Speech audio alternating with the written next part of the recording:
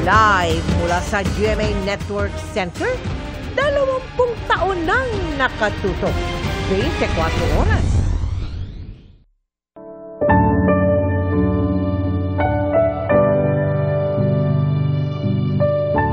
Ita ay ang live na drone shot mula po rito sa Manila North Cemetery. Kulang 30 minuto na lamang bago po isara sa mga dalaw ang sementeryo. Halos hindi pa rin mahulugang karayom ang bisita na umabot po sa mahigit 1 milyong katao ngayong araw.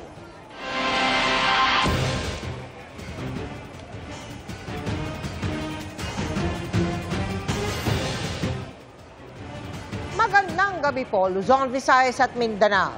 Buong maghapon na ngang naging abala ang iba't ibang sementeryo sa buong bansa para sa paggunita ng undas mula ngayon hanggang bukas. Habang pista ang mood sa ilan, merong inulan ng reklamo dahil sa mga hinalukay na labi at meron ding lubog sa baha. Habang dito sa Manila North Cemetery, lalong nagigpit dahil sa naitalang pambubugbog ng mga lasing umano. Narito ang aking pagtutok. Dahil may binugbog sa Manila North Cemetery na isang miyembro ng LGBT sa labas ng oras ng dalaw, nagdagdag ng puwersa ang Manila Police District sa loob ng sementeryo.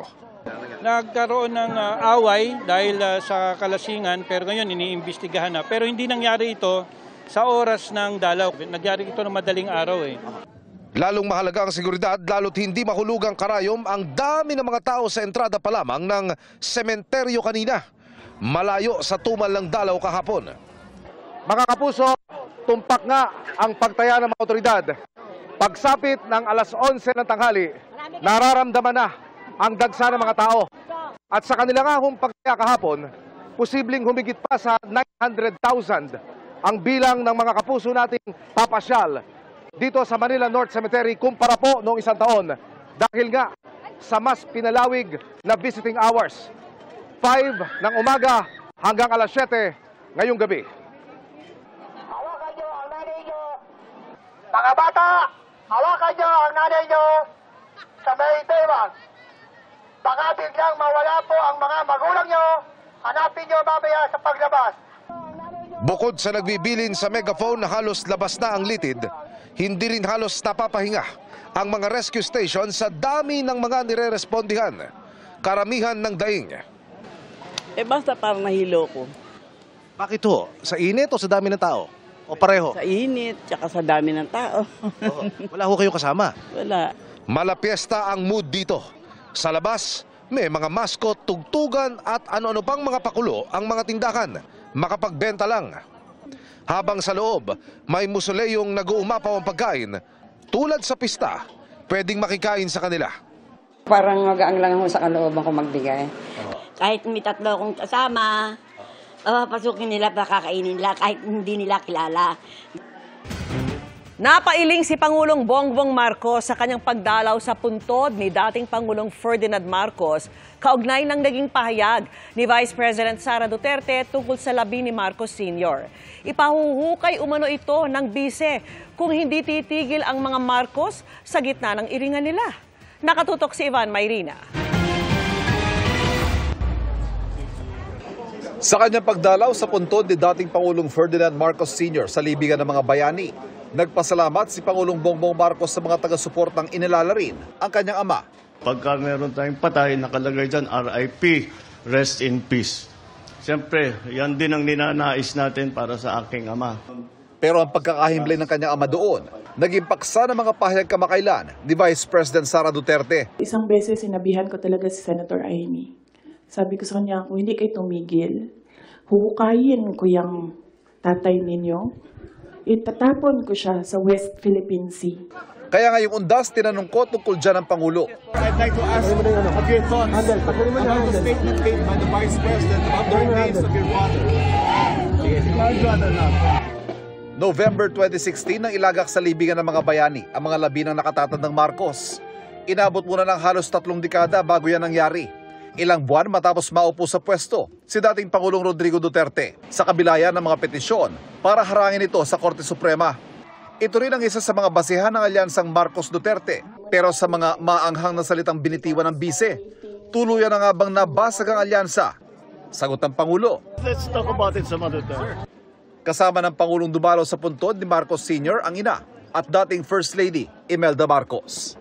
Para sa GMA Integrated News, Ivan Mayrina nakatutok, 24 oras. Sa dasal at pagtitirik ng kandila muna idinaan ng ilang taga Camarines Sur ang pag-alala sa mga yumao ngayong undas.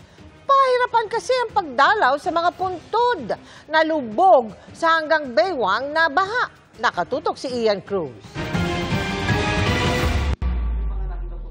Sa sementeryong ito sa Minalaba, Camarines Sur, inabutan namin ang lalaking ito na abala sa paglilinis ng puntod ng kanyang mahal sa buhay. Sa baha sa sementeryo pa siya kumukuha ng panlinis sa tubig. Noong bumaba ang lalaki, doon namin nalamang hanggang baywang pa pala ang tubig sa bahaging iyon. Undas ngayon pero itong portion po na ito ng Minalabak Cemetery, nakikita nyo naman po, halos wala talagang tao dito dahil napakataas pa rin ang baha. Sabi po ng mga residente at makikita rin naman natin yung mga bakas dito, talagang napakataas ng tubig baha na napunta nga po dito pero mahigit 1 linggo na hanggang bewang pa rin ang baha sa area na ito. Kaya naman si Mang Dominador napatras sa pagbisita sa puntod ng mahal sa buhay. Hindi po talaga kaya, may tubig pa hanggang dito sa tuhod. May mga nag-iwan na lang ng sinindihang kandila, habang ang iba sa bukana na lang ng sementeryo sa gilid ng simbahan nagtirik ng kandila para sa namayapang mahal sa buhay. Para maaronin namin yung mga lola at saka lolo namin na naaalala sila. Si Aling Emma, galing pa ng Cavite at masayang nakauwi sa Minalabak. Pinalagyan niya ng sandbag ang paligid ng mausoleo ng kanilang pamilya para di sila mabasa ng baha, lalo na ang mga kapatid. Yung mga kapatid ko nagkasugat-sugat na dahil mahigit na 1 linggo daw ang baha. Kailangan nalagyan yan. Sa bayan ng Milaor, wala nang lagpas taong tubig, kaya abala na sa pagdalaw sa puntod ng marami. Sinamantala naman ng iba ang pagkakataon para maglinis. Pero si Aling Beatriz hanggang tanaw na lang sa direksyon ng puntod ng mga magulang. Ang mahalaga raw, nakarating siya sa sementeryo para alalahanin ang mga namayapang mahal sa buhay. Maputik yan eh. Baka madulas pa ako, matanda na ako eh. Mahirap na, baka ma-hospital pa. Para sa GMA Integrated News, Ian Cruz, nakatutok, 24 oras. Posibleng abutin pa ng 1 linggo ang pagsalba sa tumagilid na fuel tanker sa Batangas Port. Sa gitna niyan, tuloy-tuloy ang biyahe sa pantalan lalo't mas konti ang biyahero kumpara sa Undas 2023. Nakatutok doon live si JP Soriano. JP. Emil, hindi man naging sagabal sa operasyon ng Batangas Port, ay minamadali na ng Philippine Coast Guard dito sa Batangas ang pagproseso sa mga requirements para maumpisahan na ang salvage operation sa tumagilid na vessel matapos nga mahugupit ng Bagyong Christine upang matiyak na walang oil spill na mangyayari. Isang linggo nang nakatenga dito sa Batangas Port ang fuel tanker na ito. Bunsod ng malalakas na along dala ng Bagyong Christine, sumadsad at tumagilid ang tanker. Ayon sa Philippine Coast Guard, napigilan ang pinangangambahang oil spill noon at agad nalagyan ng oil spill boom ang paligid. Nang puntahan ito ng GMA Integrated News kanina, bakas pa ang butas mula sa tanker na tinamo nito mula sa paulit-ulit na pagtama sa pantalan. Nauna nang sinabi ng port manager ng Batangas Port na naisumite na nila sa Philippine Coast Guard ang underwater survey sa tumagilid na tanker. Ayon sa pamunuan ng Coast Guard dito sa Batangas ay sa 1 linggo posibleng maganap na ang salvage operations kung saan nga po hihigupin ang mga lamang langis ng tumagilid na barkong yan.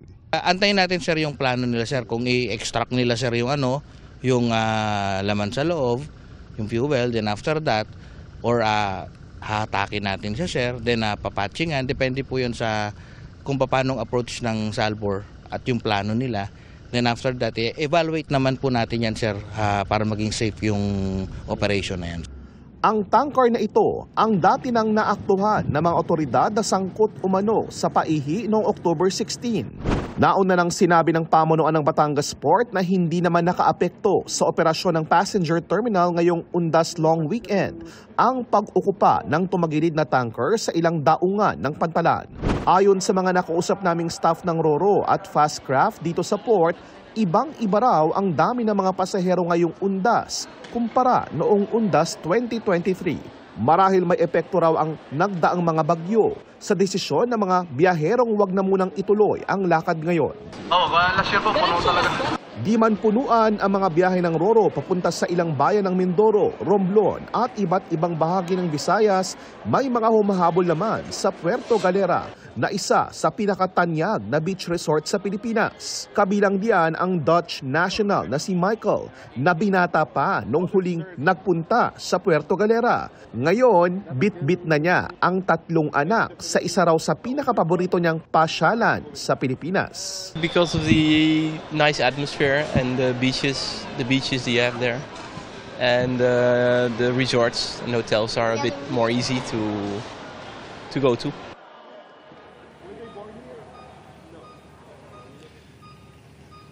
At Emil, mga kapuso, isa lang yung si Michael na Dutch tourist sa mga 3,000 pasahero nga nagpunta rito sa Batangas Port ngayong umaga, na ayon naman sa pamunuan ng Batangas Port ay posibleng madagdagan pa sa mga susunod na oras. At yan muna ang latest mula rito sa Batangas Port. Balik muna sa inyo, Emil.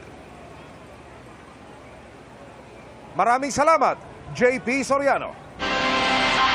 Pinilahan ng mga nagrereklamo ang Barangka Public Cemetery sa Marikina dahil sa di-otorisadong paghuhukay ng mga kalansay roon.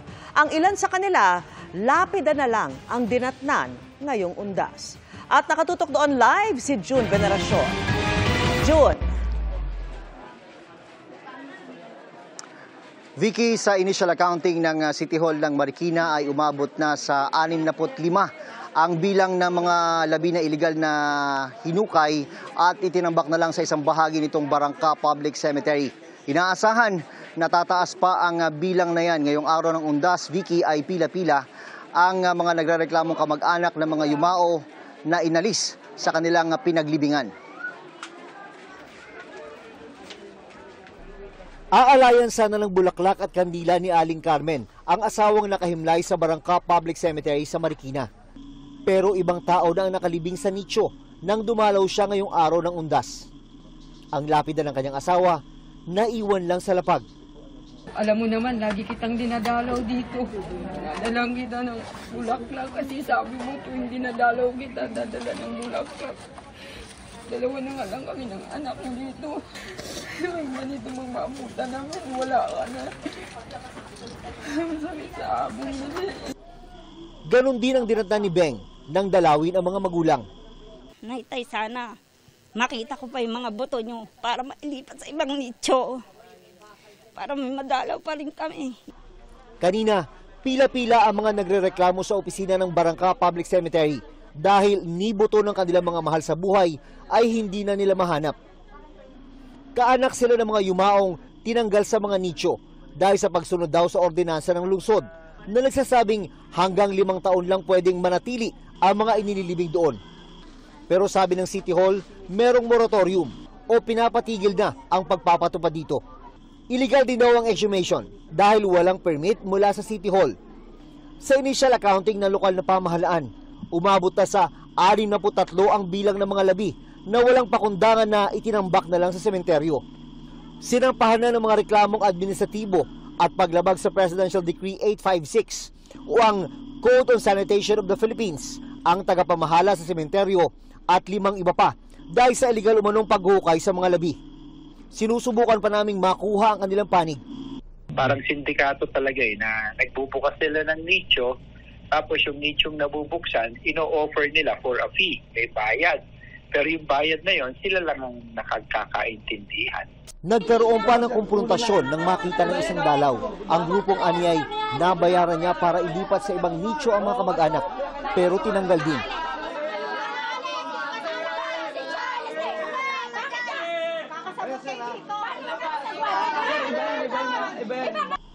Hamon ngayon ang pagkilala sa mga labi, lalo na yung mga isinupot lang na wala man lang nakalagay na detalye kung kanino. Kung susundin ang tamang proseso, dapat daw inilagay sa selyadong kahon ang mga labi, pagkatapos alisin sa nicho at inilagay agad sa paglilipatan. Dapat yan ay madaling ma-identify para naman mabawasan yung burden o yung pain ng yung agony ng lahat ng mga naghahanap, ng mga kamag-anak ng mga buto na yun.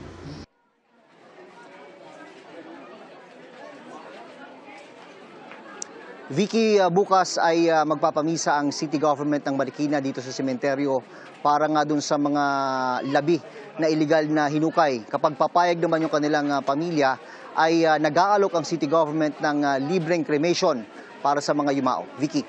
June, may impormasyon na ba tayo kung ilang pamilya pa yung naghahanap ng labi ng kanilang mga kaanak?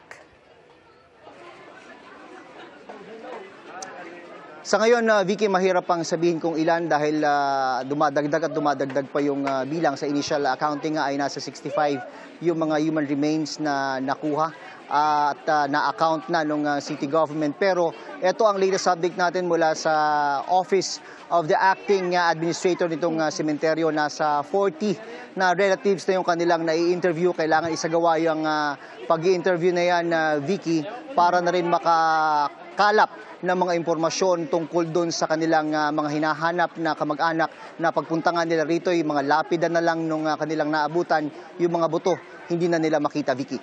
So June, ano yung gagawin ng Marikina LGU para nga masigurong tama yung pagkakakilanlan sa mga kalansay?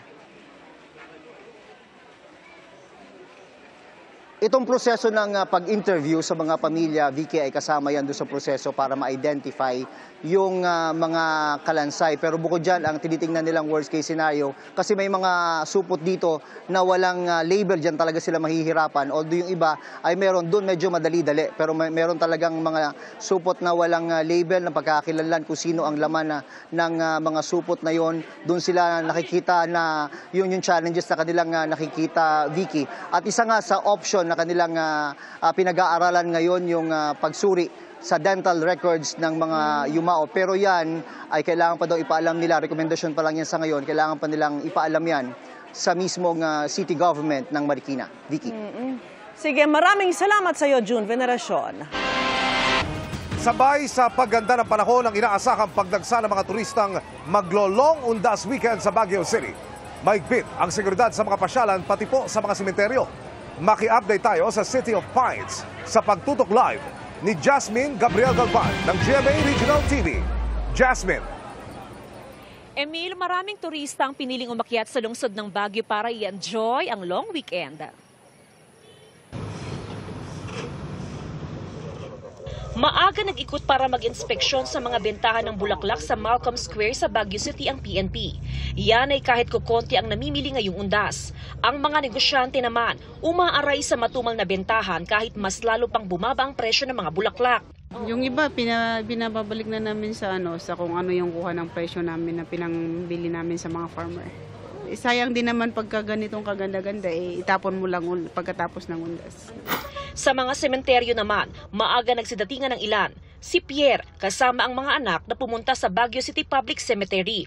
Alas 7 pa lang ng umaga, bumiyahe na raw sila para makaiwas sa traffic at maging sa dagsa ng mga tao. Yung rain din, mahirap na paghapon. Sabay naman sa pagganda ng panahon, mas dumami pang bumisita sa public cemetery.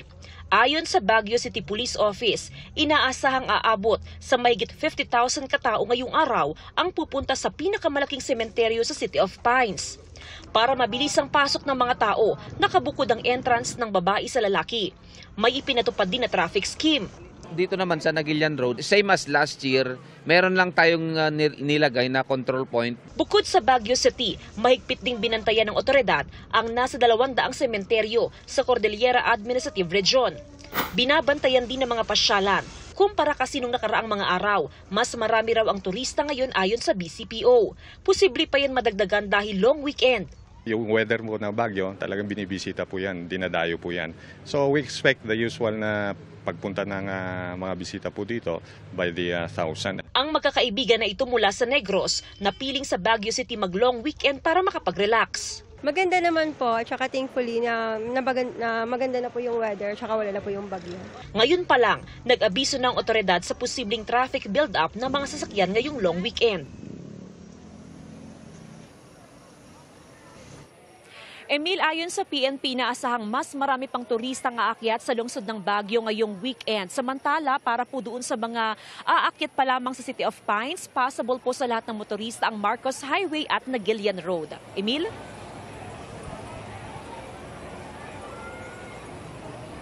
Maraming salamat, Jasmine Gabriel Galban ng GMA Regional TV.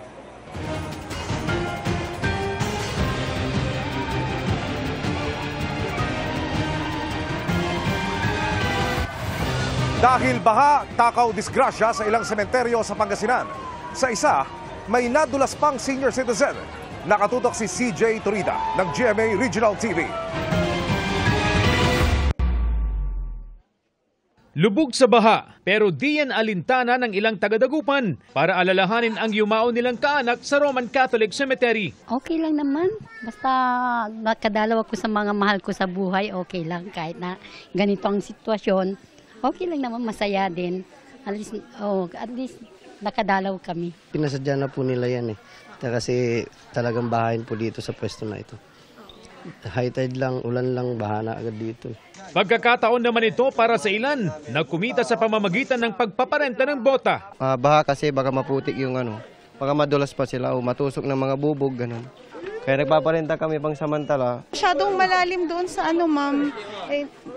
Sobrang putik po talaga at mabaho na yung tubig. Sa dami ng mga inaasahang bisita, hanggang bukas ilalatag ang mahigpit na seguridad. Mahigpit nating pinagbabawal sa loob yung mga alak, yung mga bladed weapon na nirarason nila na panlinis sa puntod, yung mga maiingay na sound system.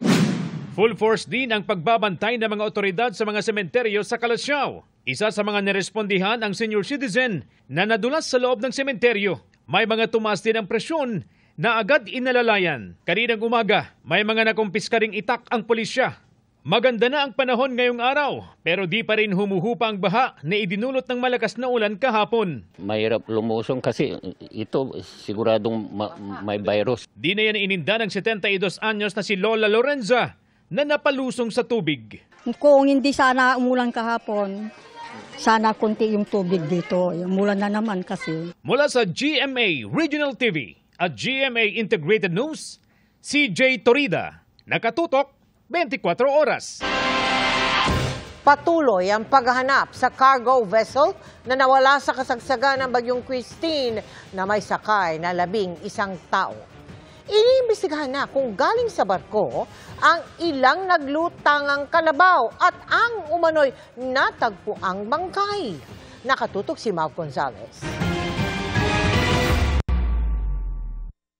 Nananawagan na sa social media ang mga kaanak ng 11 crew ng cargo vessel na MV Santa Monica A1. 10 araw nang nawawala ang barko mula nang umalis sa Santa Cruz Port ng Taytay, Palawan sa kasagsagan ng Bagyong Christine noong October 22.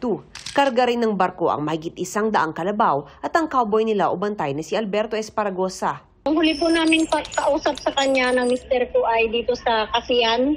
Nagpaalam siya na sabi niya paalis na raw sila. Nakontak pa po sila noong October 22 ng 9 p.m. Then around 1 p.m. yun po yung last na contact ng isa sa mga crew sa asawa niya. Yun po yung last na text po ng kuya ko na mahangin na daw at maalon. Umaga ng Huwebes, October 24, hindi na makontak ang MV Santa Monica. Nasa isip namin nagtubli lang sila or kasi Huwebes na expected namin nandun na sila sa Pantalan sa Maynila.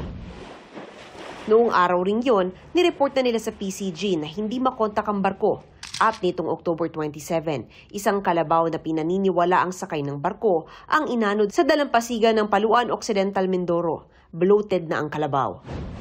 October 28 naman, 2 hinihinalang bangkay ang nadaanan sa laot ng Paluan Occidental, Mindoro ng mangingisdang si Renny at isa pang kasama.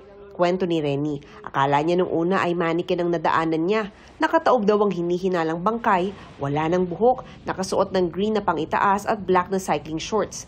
Si Irvin naman, mga 10 metro raw ang layo sa isa pang bangkay. Nakakita ko na palutang-lutang po, nakatihaya siya. Hindi ko na po mahitsurahan ng mukha, gawa ng nakasubad ng ulunan ako, parang wala ng buhok. Tapos malaki na yung mukha, hindi mo na mahitsurahan yung tao. Tapos dala na rin po ng mabahong amoy, tapos medyo kinakabahan. Nasa 11 to 15 nautical miles palabas dun sa laot, nakita ng mga mangingisda yung dalawang bangkay raw.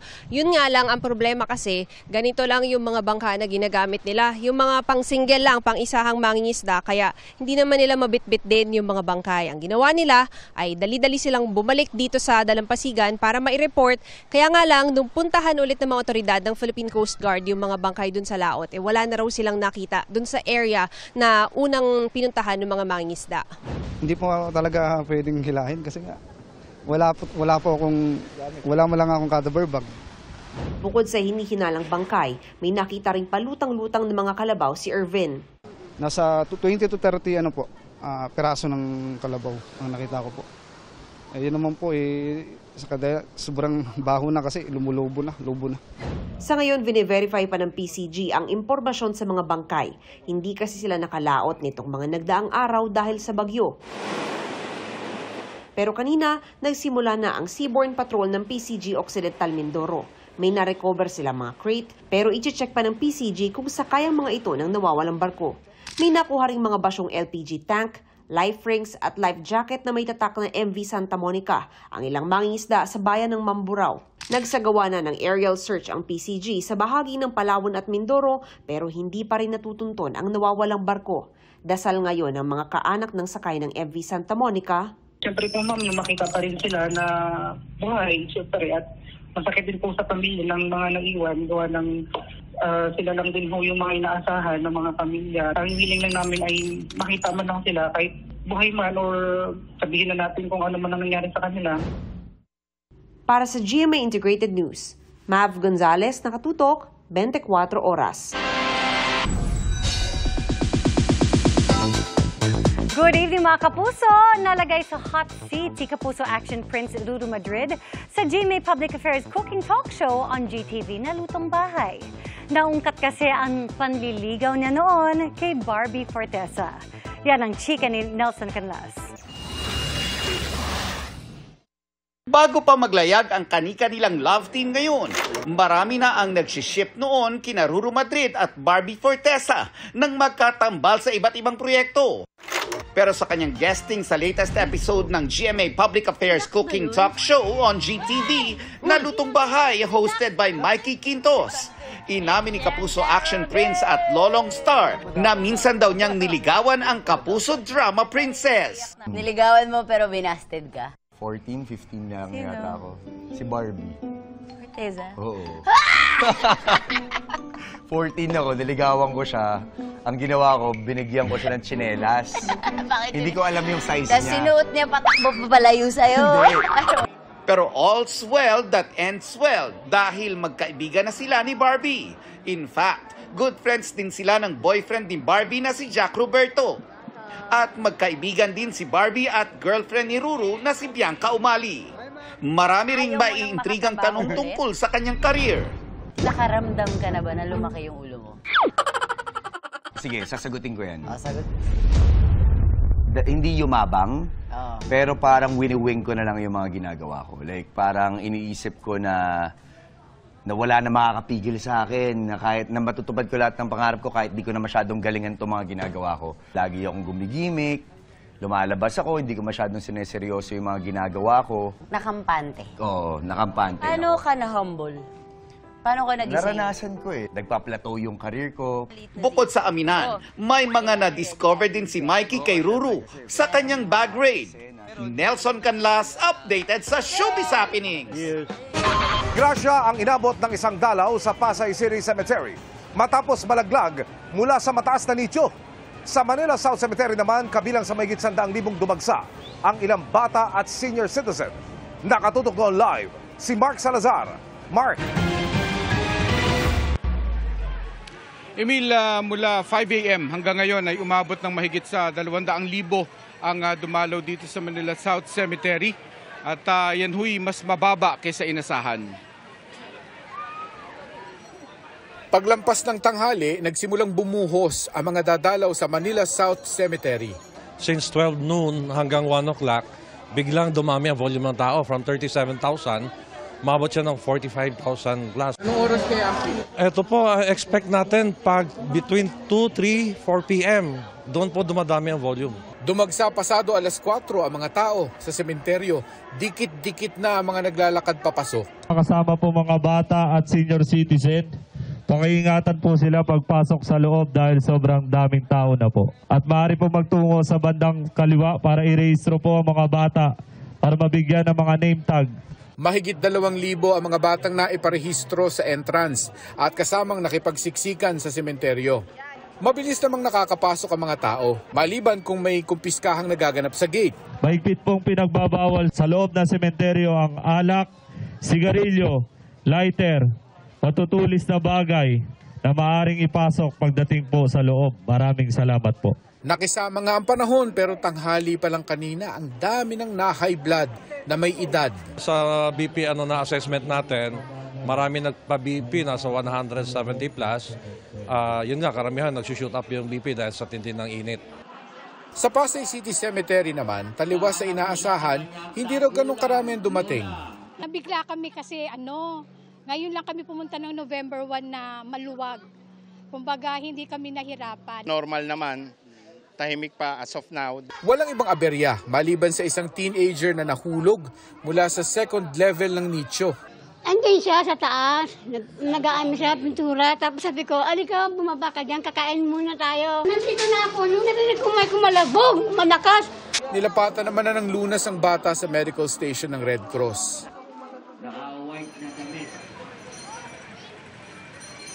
Inaasahan ng pamunuan ng Manila South Cemetery na dadagsa pa rin yung mga dadalaw bukas. Ito raw yung mga marahil iniwasan talaga yung auno.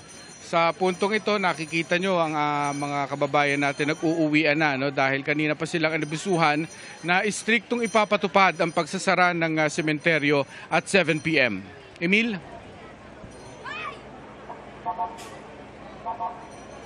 Maraming salamat, Mark Salazar. Nananawagan ng tulong ang nasa 100 magsasaka sa Bagao, Cagayan dahil sa epekto sa kanila ng super bagyong Leon. Kung nung nakaraang anihan, lugi na sila.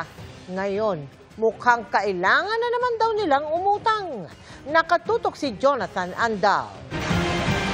Bayan nyo dagitaan! Bayan nyo! Kasi kabiyag nyo ito. Hinahabol ng mga magsasaka ang mga sako nila ng mais na inaanod ng rumaragasang baha. Dajay pa'y baboy! Jay baboy! Ayan na! Jay! Kasagsagan ito ng Super Typhoon Leon sa Bagao, Cagayan. Hinanap namin ang mga magsasaka sa video sa liblib na barangay ng Hacienda Intal. Natagpuan namin si Josie na nawalan daw sa baha ng 3 toneladang mais. Sanang may mabuting pusong magtumulong sa amin para may balik lang yung nawala sa amin, sir. Kasi utang namin yun, sir. Di ko alam kung paano kung mababayaran. May naisalba pa siyang 45 na kaban ng mais pero nangitim na ang iba at palugi na raw nila ibebenta. Ang rumagasang baha galing sa sapa na ito na ngayon lang daw umapaw ng husto at inabot ang imbaka nila ng sako ng mais. Nasa 100 magsasaka ng mais ang apektado ng bagyong Leon, sabi ng isang kagawad rito. Lugi na nga raw sa nakaraang anihan, uutang na naman daw sila para sa susunod na taniman. Pangpalit lang ko sana yung mga bini, ganun, yung mga farm inputs kasi ang problema po dito sa amin, sir, kahit ganito ang nangyayari sa amin, binabayaran namin ng interes. Ang aming team nag-abot muna ng kaunting tulong sa pamamagitan ng GMA Kapuso Foundation. Hindi namin akalain na makarating kayo dito sa amin kasi malayo dito sa amin, sir. Maraming salamat po sa Kapuso Foundation. Mula Bagao, Cagayan, para sa GMA Integrated News, Jonathan Andal, nakatutok, 24 oras. Mga kapuso, good news po ngayong undas dahil wala ng bagyo sa ating area of responsibility. Pero ingat pa rin dahil may ilang lugar na uulanin ngayong weekend. Alauna ng madaling araw kanina nang tuluyan ng makalabas ng PAR ang bagyong Leon na ngayon tinatawag na sa international name nito na Kongray. Sabi ng Pag-asa, sunod nitong tinumbok ang East China Sea at inaasahang magtutuloy-tuloy na rin ang paghina. Pero kahit malayo na sa Pilipinas, hagip pa rin ngayon ng trough o buntot nito ang bahagi ng Palawan. Easterlies o yung mainit na hangin galing sa karagatang Pasipiko naman ang iiral sa natitirang bahagi ng bansa. Base po sa datos ng Metro Weather, mataas ang tsansa ng ulan bukas ng hapon sa Zambales, Bataan, Calabarzon, Mindoro Provinces, Palawan, ilang bahagi ng Capiz, Negros Island Region, Bohol, Zamboanga Peninsula, Northern Mindanao, Caraga, Davao Region at Soc-Sargent. Pagsapit ng linggo, umaga pa lang may tsansa na ng ulan sa Bicol Region, Quezon, Palawan, pati sa Samar at Leyte Provinces. Mas magiging maulan na sa hapon sa halos buong Southern Luzon, Visayas at Mindanao. Posible po ang matitinding buhos ng ulan kaya maging alerto sa banta ng baha o landslide. May mga kalat-kalat na ulan naman sa Northern at Central Luzon. Sa Metro Manila naman, mataas din ang tsansa ng ulan ngayong weekend, lalo na bandang tanghali at hapon. Pinag-iingat naman ang mga maglalayag na maliliit na sasakyang pandagat sa Batanes. Ayon po sa Pag-asa, sa ngayon ay wala pang bagong sama ng panahon o bagyo na nagbabadyang makaapekto sa bansa pero patuloy pa rin umantabay sa mga update. Posible rin daw na opisyal nang pumasok ang amihan season sa susunod na linggo at yan ang sabay-sabay nating tututukan. Dinagsari ng iba't ibang sementeryo sa probinsya. Sa Kidapawan, may nicho pang tinambakan lang ng basura. Nakatutok live si Sarah Hilomen Velasco ng GMA Regional TV. Sarah? Mel, bagamat may mga nakumpiskang mga bawal, maayos sa pangkalahatan ang pagdalaw ng marami sa iba't ibang sementeryo sa Mindanao at Visayas. Hindi lang nakatiwangwang, tinambakan pa ng basura ang mga nichong ito sa Kidapawan City sa Cotabato. Ang isang ito nga, kita na ang buong kabaong sa loob. May ganyan ding inabandona sa gilid ng apartment type na mga nicho sa bayan na makilala. Kabaong na sinunog kinalaunan dahil wala na umanong laman. Sa maraming lugar sa probinsya, abala na ang mga sementeryo. Meron pa ngang palibreng gupit, manicure at pedicure. At bonus pang libreng ice cream, lugaw at tubig. Hanggang bukas ito, lalot sa maraming probinsya, November 2 talaga ang paggunita sa araw ng mga patay. Mahigpit siyempre sa mga sementeryo. Sa Cagayan de Oro City Public Memorial Park, may itinalaga ng area kung saan lang pwedeng magsindi ng kandila. Kaya kumpiskado ang mga posporo at lighter. Sa Davao City, kinumpiska rin ng mga otoridad ang mga bawal sa mga sementeryo tulad ng mga patalim at sigarilyo.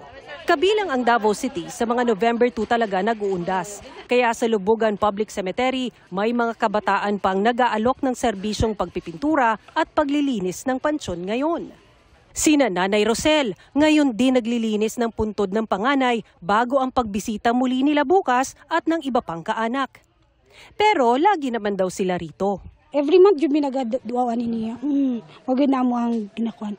Karon lang mi nakakuan kay yung trabaho. Tila reunion ito ng mga magkakaanak na dumadalaw. Ang pamilya Facundo nga may salo-salo sa ilalim ng malaking payong. Every birthday, celebration sa ilang pagkamatay niya. Karon celebration sa kuan sa pagkamatay niya. December sad kay pagkamatay man sa akong papa, mga nagyapon mi diri Pasko jud siya.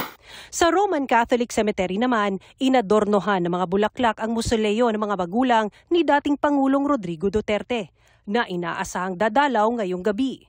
Inaalam naman ng mga otoridad kung kanino ang pinalipad na drone sa naturang sementeryo dahil bawal sa lungsod kung walang sapat na dokumento. Tuloy rin ang pagbisita sa sementeryong iyan sa Iloilo kahit pa sa bahagi nito na lubog sa baha.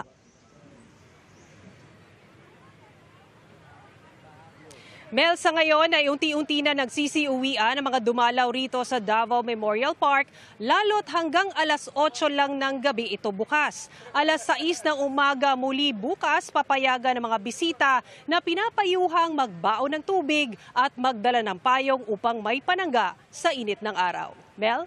Maraming salamat sa iyo, Sarah Hilomen Velasco ng GMA Regional TV. Kanina, lalo ang mga binagyo. Kaya inasikaso muna ang pag-aayos ng gamit at kabuhayan. Tulad po sa Libon Albay, nakatutok si Chino Gaston.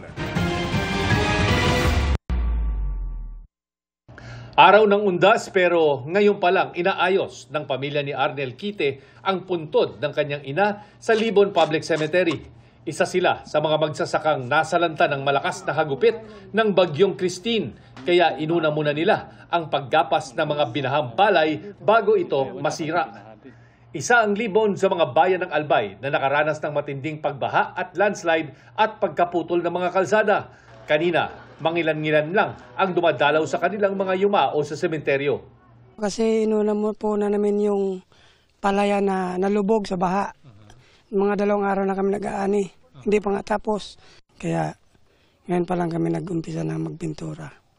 Ang ibang puntod ngayon pa lang din nililinis. Bakas pa ang mga palatandaan ng matinding baha sa sementeryo na katabi ay palayan. Maging ang mga caretaker ng sementeryo, ngayon pa lang tinatapos ang pagpintura ng ilang mga puntod. Dahil po sa baha ng Bagyong Christine, madaming mga putek po na galing sa bagyo. Binaha po dito hanggang taas ng ulo ng tao. Kakaunti man ang mga nagpunta sa sementeryo, kompleto naman ang mga emergency personnel mula sa BFP at AFP para itaguyod ang kaligtasan at kaayusan. Para sa GMA Integrated News, Chino Gaston nakatutok. 24 oras. Sa pagdalaw sa mga puntod ng mga biktima ng extrajudicial killing ngayong taon, lalong maigting ang panalangin para sa hustisya ng kanilang mga kaanak. Nabuhayan kasi sila ng pag-asa dahil sa muling pagbubukas ng investigasyon sa Duterte Drug War. Yan ang tinutukan ni Mariz Umali. Sa dambana ng paghilom dito sa La Loma Cemetery, nakahimlay ang mga biktima umano ng extrajudicial killings noong Duterte administration. Kabilang dito ang kapatid at tiyuhin ni Roan na inalayan niya ng kandila at panalangin. Nagdadasal po kami na sana nalutas na po yung patayan noong 2016. Hinahangad po namin yung hustisya ng mga mahal namin sa buhay. Hustisya rin ang dasal ni Jimmy Segovia para sa 17 anyos niyang anak na si Jonel at mga kaibigan nitong sina Sonny Espinosa at Angelito Soriano na pawang napatay sa police operation noong December 28, 2016. Tila nabigyan daw sila ngayon ng bagong pag-asa sa pagbuhay sa investigasyon sa war on drugs. Para akong kandilang nalusag eh. Tumulang luwa, parang bigla lang akong bumaksak din. Nakakita ko sila.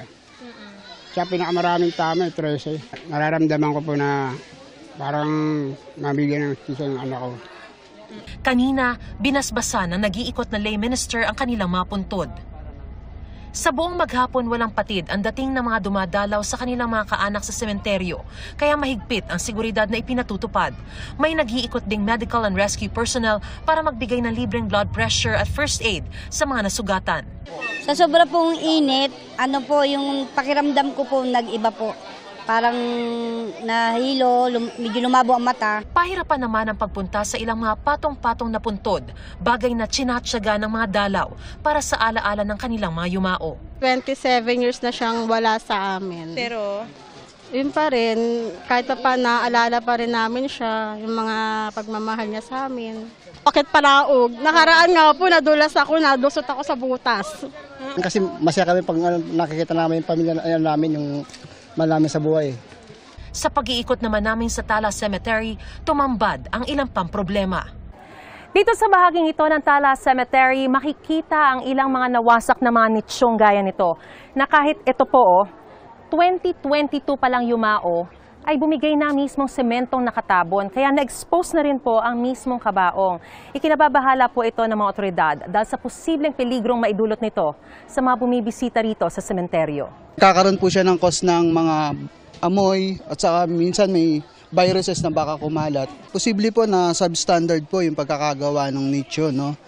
Kung titingnan po natin na kulang po sa bakal at may posibilidad din po na kung nung na-expose na yan, nagkaroon po ng maaaring kinuha po yung mga bakal dyan dahil meron pong mga hindi natin masasabi na mga nangangalakal din po dito sa loob ng sementeryo. No? Nakikipag-ugnayan na raw sila sa pamunuan ng Tala para matugunan ang ganitong mga problema.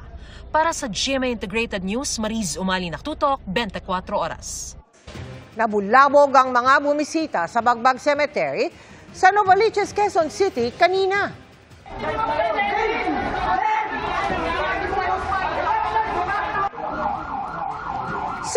kasi ang sunog sa isang bahay na katabi ng sementeryo.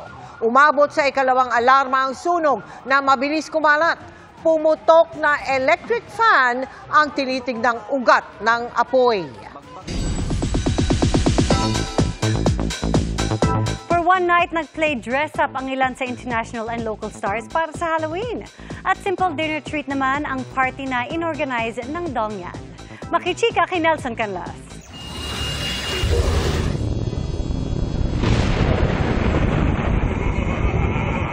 Mula sa blood-sucking vampire,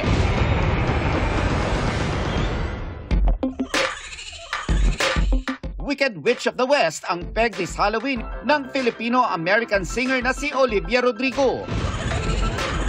The wickedness continues in twos sa Alice in Wonderland get-up naman ni Selena Gomez. Kasama ang kanyang boyfriend na si Benny Blanco, dressed up as a Mad Hatter. There's another character in town dahil sabay-sabay tayong mag-ET sa annual pasabog na costume ni Heidi Klum. Giving A for effort si Heidi na halos di ma-recognize. Siyempre, hindi rin mawawala ang pop nostalgia this spooky season. Sounds familiar ba? Siya lang naman ang minahal ng lahat na si Jennifer Garner na nagbabalik bilang si Jenna Ring ng hit film na 13 Going on 30. Another legend is coming through, royalty pala. Si Phil-Am singer at Cat's Eye member Sofia La Fortesa kasi nag-dress up bilang si Princess Mia from Genovia.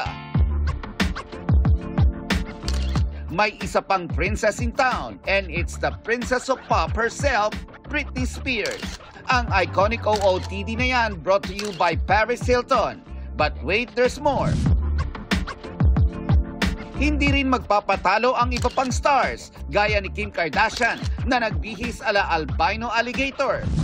May pa-prankster Halloween naman si Ed Sheeran sa kanyang monkey costume. Di rin pahuhuli ang ilang kapuso at sparkle stars. Si Cassie Legaspi, channeling her inner Alvina ng Mulawin.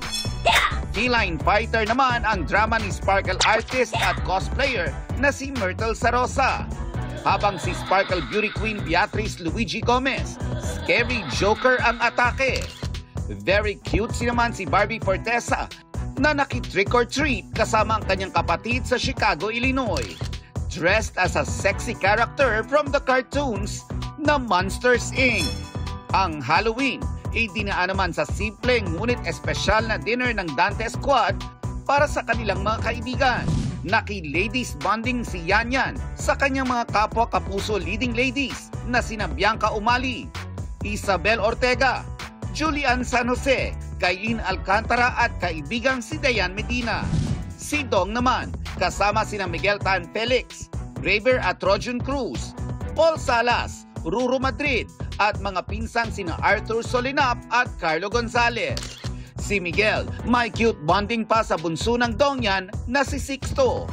No costumes required naman sina Gabby Garcia at Khalil Ramos na literal na namundok at nag-food trip sa Jade Dragon Snow Mountain sa China ngayong long weekend. Nelson Canlas, updated sa Showbiz Happenings. At yan, ang mga balita ngayong Biyernes. Ako po si Mel Tiangco. Ako naman po si Vicky Morales para sa mas malaking misyon. Para sa mas malawak na paglilingkod sa bayan, mula pa rin dito sa Manila North Cemetery, ako po si Emil Sumangil. Mula sa GMA Integrated News, ang News Authority ng Pilipino, nakatuto kami 24 oras.